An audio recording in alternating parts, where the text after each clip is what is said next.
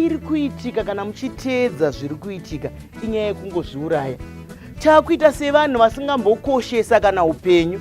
Kunyange vana vadiki vakuziva kuzviuraya, kunzi afoira grade 7 anwa mushonga wemakonzo. Kurwara kwakadaro because tinokuisawo pazvirwere zvekusagadzikana zvakanaka mupfungwa kunogona kutevera ropa. Tinokurudzirwa kuti mungosvika naye kuchipatara. Emotional first aid. Kutaura kuti vachataura nemunhu iyeye zvinoita kuti pfungwa idzodzo dzibve mari. Kukurukura Mai Chisamba kunobatsira nekuti tinoti kana dambudziko richinge raturirwa mumwe munhu, mauri rinenge ratapudzika.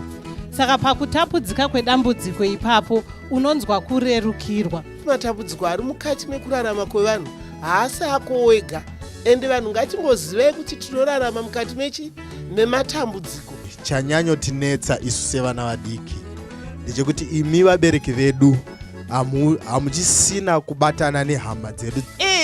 Ndezvemadzinza, ndezverudzi, asi zvimwe zvachona zvinoda kunamata.